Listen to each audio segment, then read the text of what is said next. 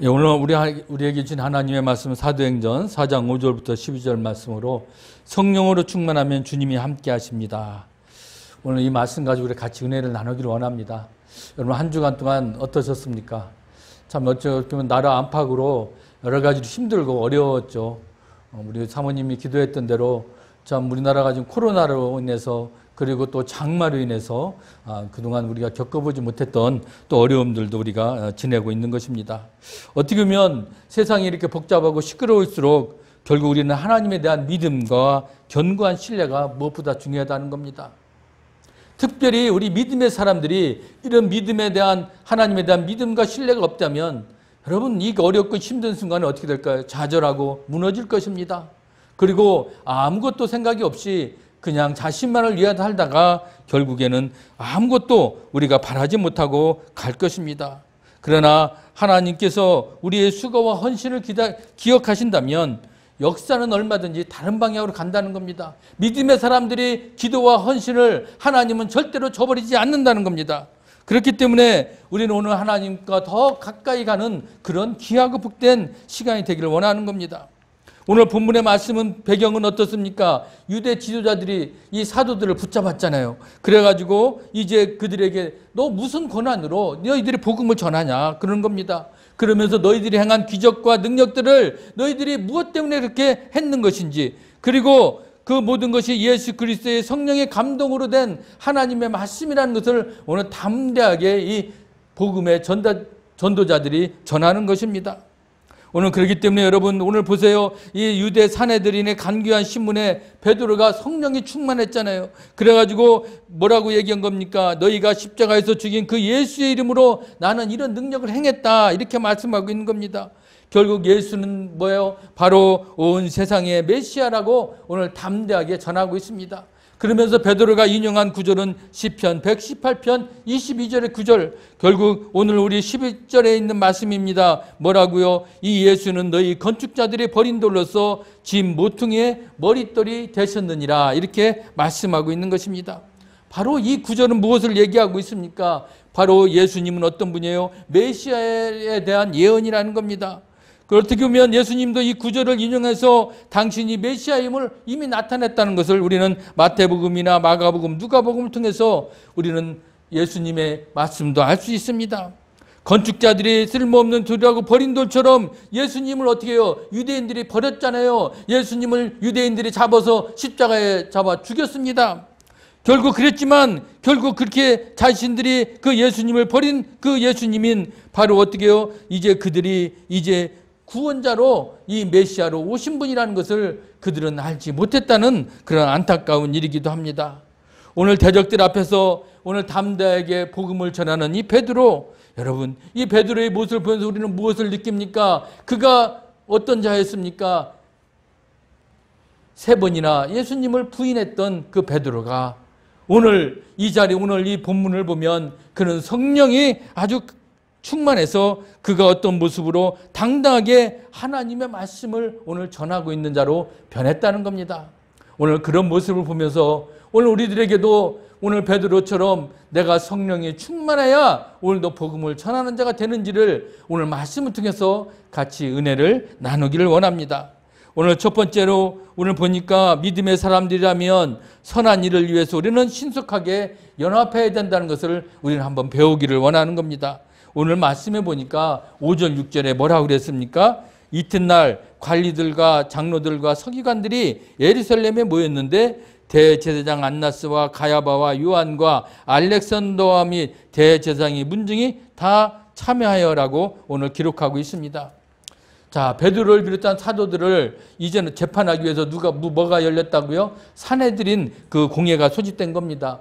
그 당시 사내들인 그 공회에 참석하는 사람들 몇 명을 보니까 사두개파 출신의 대제사장, 그리고 바리새파 출신의 서기관들, 그리고 일반 백성의 대표인 장로들로 지금 구성되어 있습니다.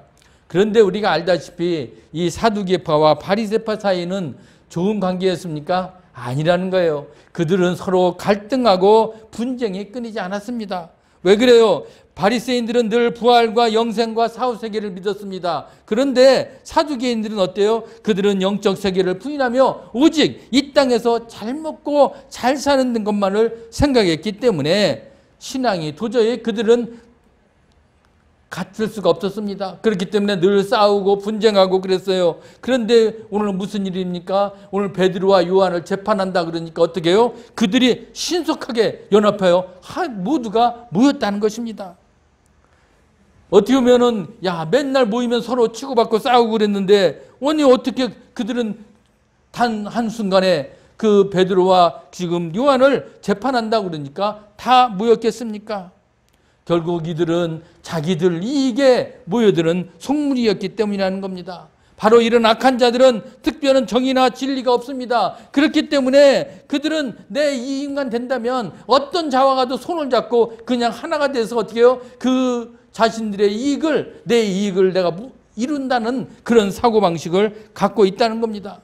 그렇기 때문에 국제 정세나 정치판도 보세요. 오늘의 적이 어떻게 됩니까? 그리고 내일에는 또 가까운 친구가 되는 겁니다. 오늘의 가까운 친구가 내일은 또 어때요? 가까운 적이 되는 게 오늘 이 시대의 모든 사회의 현상이라는 겁니다. 그렇기 때문에 악인들은 자신들이 어떤 이익을 위해서는 어떻게 해요? 서로 연합하고 하나가 되는 것입니다. 그렇기 때문에 그들은 늘 배신과 배반을 밥을 먹듯이 그렇게 해나가고 있는 겁니다. 오늘 사도들이 재판을 위해서 모인 자들도 보세요. 주님을 죽일 때 그들은 어떻게 해요? 지금 시간이 어떻습니까? 밤중이에요. 근데도 그들은 어떻게 신속하게 모였다는 겁니다. 그러면서 예수님을 어떻게 해요? 그런 예수님을 사형 선고를 내린 자들 아닙니까? 그러나 여러분 우리 믿음의 사람들은 분명히 참과 거짓, 진리 그리고 옳고 그름을 분명히 우리는 명확히 우리는 구별할 줄 알아야 됩니다. 왜? 우리는 뭐가 기준이 되어야 됩니까? 바로 하나님의 말씀입니다. 하나님의 말씀에 따라서 뭔가 진리이고 뭐가 비진리이고 그리고 뭐가 정의이고 그리고 어떤 것이 정의가 아닌지를 우리는 분명히 구분할 줄 아는 그런 삶으로 살아가야 된다는 것입니다. 그렇기 때문에 우리 신앙인들은 어떻습니까? 적이 많습니다. 신앙인을 좋아하지 않습니다. 여러분 우리가 그 악한 자들은 보세요. 그들은 몸만 있으면 잘 모입니다. 단합이 됩니다. 그래서 그들은 자신들의 결속력을 나타내기도 합니다. 그런데 오히려 우리 기독인들은 오히려 그런 모이는 데가 좀 합하지를 못했다는 것입니다. 자신들의 주장, 자기들의 이익을 따지는 면이 더 있다라는 것입니다. 그러나 모여서 합심하여 기도하면 하나님은 어떻게 합니까? 그 문제를 해결해 주시는 분이라는 겁니다. 그래서 우리는 그것을 잊어서는 안 된다는 겁니다. 히브리서 10장 24절 25절에도 뭐라고 그랬습니까? 너희들은 서로 돌아보아 사랑과 선행을 격려하라고 그랬습니다. 만약에 너희들이 모이는 것을 패한다면 어떻게 해요? 너희들은 사람들이 습관과 같이 하지 말고 오직 권하여 그날의 가까움을 볼수록 더욱 그리하자라는 겁니다. 우리는 한 마음으로 모여서 우리가 서로 격려하고 그리고 서로 기도하고 그랬을 때 하나님 말씀을 이루어지는 것입니다. 초대교회나 그 유대교 그 당시 로마 정부가 얼마나 핍박을 했습니까? 그렇다고 해서 그들이 흩어졌습니까? 아니잖아요. 그들은 자신들만은 모여서 힘든 가운데서도 기도하고 서로 하나가 됐다는 겁니다. 그렇기 때문에 하나님께서는 그 힘든 어려운 그 로마의 그런 핍박 가운데서도 그 믿음의 사람들을 지켜주셨다는 거예요. 그들을 결국 나중에 어떻게 해요? 그들의 기도를 하나님이 들어주셨고 그들이 힘든 가운데도 하나가 돼서 그 기도하는 게 때문에 결국 로마가 굴복했습니다. 우리가 잘 알다시피 313년에 드디어 로마가 이제 기독교를 국교로 인정하는 때가 오지 않았습니까? 결국 힘들고 어려울 때라도 여러분 우리가 하나가 돼서 뭉치면 그 힘은 발휘하는 겁니다. 여러분 꿀벌들도 보세요. 그들이 큰 적이 달려오면 결국 자신들은 침 한 번 쏘고 죽지만 그러나 그렇게 하나가 됐을 때 그 큰 적들도 물리친다는 겁니다. 개미들도 그것도 보십시오. 그 조그만 개미들이 힘이 없는 것 같지만 자신들이 하려는 곤충이 온다면 그 수많은 떼가 개미들이 한순간에 몰려들어서 그 자신들의 적을 또 물리친다는 것입니다. 우리는 사람들도 마찬가지입니다. 여러분 6.25 때 미군들이 아무리 우수한 무기를 가지고 있었잖아요. 그런데도 저 보세요. 저 중공군이 200만 300만 명이 그냥 쳐내려오니까 그 사람들은 죽어도 또 넘어오니까 아무리 우수한 무기가 있더라도 어떻게 해요? 결국 후퇴하고 말았다는 것입니다. 그만큼 사람들이 그 인해 전술에는 아무것도 당할 수가 없었다는 것을 우리가 알 수 있습니다. 결국 우리는 힘을 합쳐야 되는 것입니다. 어렵고 힘든 가운데 있을지라도 오늘도 우리가 하나가 되면 하나님께서 우리를 책임져 주시는 겁니다. 그래서 전도서 4장 12절에 뭐라고 그랬습니까? 한 사람이면 패하였거니와 두 사람이면 능히 당하나니 삼겹줄은 쉽게 끊어지지 아니하니라. 혼자 아무리 뭘 한다고 해도 아무리 다양할 수가 없습니다. 그러나 두세 사람이 우리가 합쳐서 힘을 합치면 어떻게 해요? 그것은 끊어지지 않는다는 것입니다. 그렇기 때문에 우리 대적들이 패거리로 달려들어도 저들이 양심이 없고 교활할지라도 이제 우리는 어떻게 해요? 하나님의 말씀에 입각한 진리와 진실과 정의로 우리는 싸워야 될 줄 믿습니다. 그것이 결국 우리가 승리의 길을 가는 것입니다. 지금 우리의 시대를 여러분 어떻게 보십니까? 잠깐 얘기를 하다면 지금 우리 믿음의 사람들은 고통받고 있습니다. 어떻게 보면 이 시대에 이제 마지막으로 우리 교회에서도 이제 예수님이 오직 복음의 진리고 예수님이 우리의 구원자라고 선포할 때도 이제 얼마 남지 않았는지도 모릅니다. 지금 서서히 모든 분위기가 그렇게 가고 있잖아요. 여러분, 이 교회는 우리 하나님의 이 교회는 제일 싫어하는 데가 어디입니까? 사회주의, 공산주의자들, 그들은 교회를 제일 싫어합니다.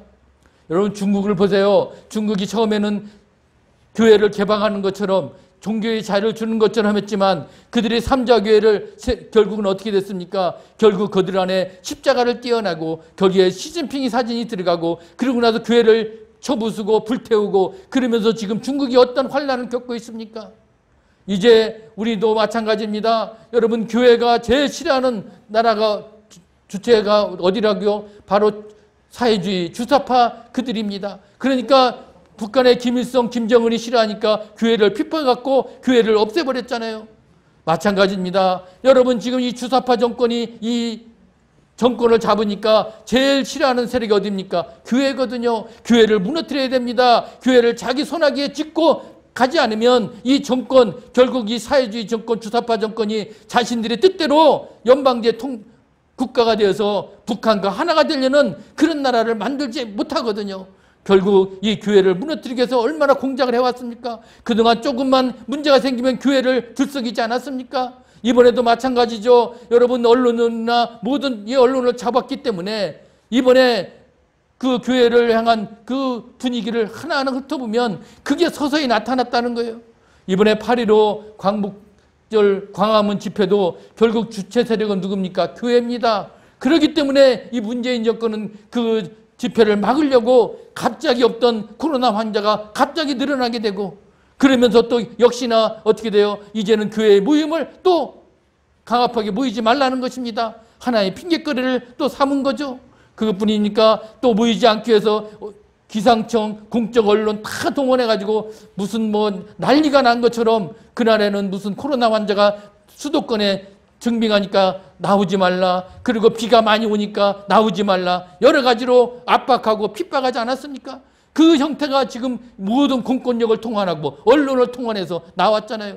어제 그러나도 하나의 감사한 것은 어제 많은 사람들이 수십만 명이 모여서 그렇게 예배하고 했는데도 다 마스크를 쓰고 지킬 건 지켰습니다. 제가 사진까지 찍었어요.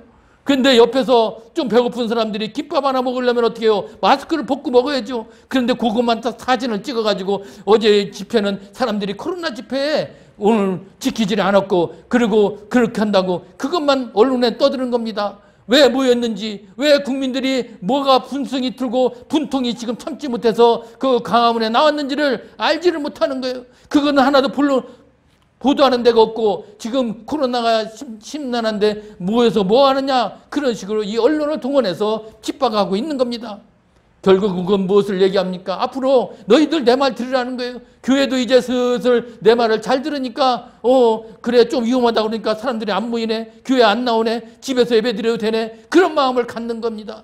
왜 이제 교회가 그렇게 돼야 되겠습니까? 왜 하나님의 교회 사람들이 이제 이 정권의 그런 주사파들에 의해서 무너진다면 결국 하나님의 사람들이 세운 이 교회도 어느 한순간 저 주사파들의 세력에 무너지고 말 겁니다.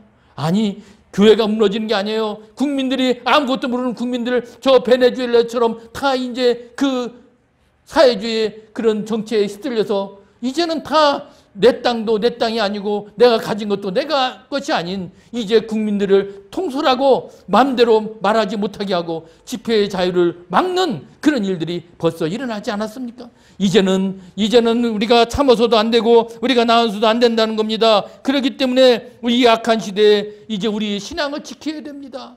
그 길은 무엇입니까? 서로 우리가 마음을 합하고 모여서 기도해야 됩니다. 더 모여야 된다는 겁니다. 뭐가 무서워서 모이지 못하고 뭐가 힘들어서 우리가 아무것도 하지 못합니까? 오늘 우리가 말씀 중심, 교회 중심으로 이제 하나가 될 때, 그럴 때 하나님의 영광 가운데 우리가 세상을 빛과 소금 역할로 감당하고 섬길 줄 믿습니다. 우리가 그렇게 모여서 기도할 수 있기를 주의 이름으로 부탁합니다. 두 번째로 보니까 주님은 악한 자들에게 답변을 말씀해 주신다는 거예요. 오늘 8절 9절의 말씀을 한번 보세요.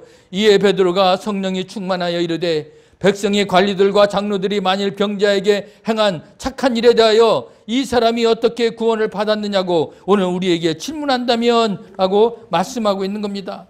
자, 산헤드린 공회에 사도들이 이제 붙잡아 놓고 물어봤다는 거죠. 너 무슨 권세와 네 이름으로 너 일을 행했느냐? 그러니까 베드로가 지금 어떻게 대답을 합니까? 그냥 대답했습니까? 아니죠. 그 앞구절이 중요한 거예요. 성령이 충만하여 이르되, 성령이 충만했다는 겁니다. 분명히 그 자리에는 그 걷지 못하는 자들을 일으켰지 않았습니까? 그런 사람들도 다 있었을 것입니다. 자, 그런데도 오늘 이 구원을 베푼 선한 일이었기 때문에 오늘 나는 어떻게 해요? 분명히 난 착한 일이라는 겁니다. 이 유대 지도자들은, 종교 지도자들은 네가 왜 그 일을 했느냐 그렇게 했을 때 아마 오늘 그들이 무슨 대답을 원했겠습니까? 아무 대답도 하지 못했다고 그러면 뭐라고 그랬을까요? 너 이단이야, 너 신성을 못 오겠어, 그랬을 것이고, 만약에 그 베드로나 그 요한들이 난 우리 능력으로 내가 행했다, 아마 그렇게 대답을 했더라면 너는 하나님과 상관없이 귀신의 힘을 빌리고 네가 마술의 힘을 부렸구나, 그러면서 어떻게 해요? 또 그들을 정죄했을 것입니다. 그런데 오늘 그들은 성령이 충만했기 때문에, 하나님께서 그들에게 지혜를 주셨기 때문에 뭐라고 얘기했다고요? 나는 착한 일을 했다는 겁니다. 그리고 이 사람들이 어떻게 구원을 받았느냐? 오늘 우리들에게 질문한다면 그렇게 그런 율법에 합당한 일이었다는 것을 오늘 강조한 겁니다. 왜? 내가 한 일은 착한 일이고 나는 저 이웃을 그냥 구원한 거야, 그렇게 오늘 얘기할 수가 있었다는 것입니다. 우리가 또 살다 보면 이 베드로와 이 사도들처럼 어때요? 무엇만 받을 일이 있습니다. 힘든 일들을 당할 일들이 왜 없겠습니까? 그럴 때 우리가 어떻게 대답해야 되겠습니까? 오늘 우리들 안에도 성령이 충만하다면 지혜롭게 대답할 수 있다는 겁니다. 내 힘으로, 내 의지로 대답하는 것이 아니라 늘 우리들 안에 주님이 함께해서 성령이 충만해가지고 그런 지혜로 대답을 해야 됩니다. 오늘 그랬기 때문에 오늘 베드로와 이 사도들은 그들이 지금 재판장 앞에 섰지만 그들은 그것을 넘길 수가 있었다는 것입니다. 그렇기 때문에 오늘 우리들은 늘 이런 말씀을 생각하게 됩니다. 우리 주님, 우리가 위기에 처했을 때 지혜로운 말을 우리가 할 수 있도록 함께 해달라고 그렇게 기도하면 도와주신다는 겁니다. 누가복음 12장 11절에도 보면 사람이 너희를 회당이나 위정자나 권세 있는 자 앞에 끌고 가거든 어떻게 무엇으로 대답하여 무엇으로 말할까 염려하지 말라. 마땅히 할 말을 성령이 곧 그때 너희에게 가르치시라, 이렇게 말씀하지 않았습니까? 여러분, 우리는 두려울 필요 없습니다. 우리가 힘든 상황에 있을지라도 늘 주님을 우리가 함께하고 주님이 우리가 같이 한다면 성령님이 우리 입술을 통해서 할 말을 가르쳐 주시고 지혜를 주신다는 겁니다. 그렇기 때문에 늘 어떻게 될까요? 우리는 늘 기도해야 됩니다. 그리고 늘 우리들을 내 마음 가운데 성령이 충만하게 해달라고 우리가 기도하며 나아가야 된다는 것입니다. 내 욕심과 내 생각대로 한다면 우리는 큰 위협과 손실을 당할 수도 있습니다. 그렇기 때문에 우리는 불신자들과 함께 지내야 하는 오늘도 주님 앞에 나아가야 됩니다. 주님께 지혜를 달라고 기도해야 됩니다. 말 한마디에 오늘도 우리는 우리의 운명을 바꿀 수가 있기 때문에 그렇습니다. 그래서 오늘도 우리가 어떻게 기도해야 되겠습니까? 주여 도와주시옵소서, 성령님 함께하여 주시옵소서, 그렇게 우리가 기도하며 나아가기를 주님의 이름으로 부탁합니다. 이제 세 번째는 무엇입니까? 우리는 대적자에게도 담대하게 복음을 전하는 자가 되어야 된다는 겁니다. 오늘 10절 말씀을 보세요. 너희와 모든 이스라엘 백성들은 알라. 너희가 십자가에 못 박고 하나님이 죽은 자 가운데서 살리신 나사렛 예수 그리스도의 이름으로 이 사람이 건강하게 되어 너희 앞에 섰느니라 라고 말씀하고 있습니다. 베드로가 무슨 권세와 누구의 이름으로 이 안진뱅이를 온전케 만들었느냐는 이런 산헤드린 신문에 뭐라고요? 너희가 죽었던 예수 그리스도의 이름으로 나는 이 일을 행했노라고 담대하게 말하고 있는 것입니다. 오늘 베드로가 이 예수 그리스도의 이름으로 일을 행했다라고 대답하면 그리스도를 이단의 개수로 몰아주겠던 저들이 자신도 같은 이단자로 죽일 수도 있습니다. 그래도 오늘 베드로는 주저하지 않았다는 겁니다. 담대하게 나는 예수의 이름으로 이 일을 행했노라 라고 답변하고 있다는 겁니다. 그뿐만이 아닙니다. 너희가 그렇게 죽인 예수께서 부활하셨다고 오히려 저들의 죄까지 고발하는 것을 볼 수 있지만 그래도 그들은 담대한 모습으로 오늘 얘기하고 있어요. 3번이나 주님을 부인하고 자기의 목숨을 지키려고 했던 이 베드로의 모습, 그러나 오늘 이 베드로의 모습은 그 전에 베드로의 모습과는 너무나 차이가 나는 것입니다. 우리도 이제 성령에 충만해진다면 내가 그전에는 약해졌고 내가 비록 주님을 부인했던 그런 자일지라도 성령에 충만해지면 이렇게 담대하게 변할 수가 있다는 것을 우리가 베드로를 통해서 오늘 우리가 배우지 않습니까? 여러분, 그러면 우리도 어떻게 해야 되겠습니까? 늘 우리들 가운데도 내 마음 가운데 복음이 성령이 충만하게 하여 주시옵소서. 성령에 충만해진다면 내가 그 일을 감당할 수 있기를 원합니다. 그랬을 때 우리가 담대하게 복음 전하는 전도자로도 나갈 수가 있습니다. 여러분, 우리가 복음 전하는 게 쉽지 않잖아요. 우리가 가족을 한 사람 변화시키는 것도 힘듭니다. 또 심지어 아무도 알지 못하는 자들에게 예수의 복음을 전하는 게 얼마나 어렵습니까? 그래도 우리가 할 일은 무엇이라고요? 바로 담대하게 복음을 전하는 자로서의 사명을 가지고 나아가야 된다는 겁니다. 그것이 오늘 우리들에게 주어진 사명입니다. 오늘 우리가 이 베드로를 통해서 배우고자 하는 것은 무엇입니까? 결국 우리는 모여서 기도해야 됩니다. 그 당시 이 베드로와 사도들을 그 탄압하기 위해서 산헤드린의 그 공회와 그 사두개인들과 바리새파들이 그렇게 모여서 한꺼번에 모인 그런 모습을 본 것처럼 오늘 우리 믿음의 사람들도 우리가 배워야 될 건 뭡니까? 모여서 기도해야 됩니다. 하나가 되어야 된다는 겁니다. 그러려면 우리가 어떻게 됩니까? 우리들 안에 성령이 충만해야 된다는 거예요. 늘 성령이 충만했을 때 하나님께서 지혜의 말씀을 우리에게 부어주실 것이고 우리가 내 입술을 통해서 하나님이 주신 그 지혜의 말씀을 전하는 자가 되어서 강력한 힘이 나올 것입니다. 능력을 발휘할 수 있을 것입니다. 그래서 믿지 않는 자들에게 복음을 전하는 사명자로서 마지막까지 우리가 한 걸음 한 걸음 나아갈 수 있도록 우리가 담대하게 주님 앞에 다 서 있으시기를 주의 이름으로 간절히 축원합니다. 아멘.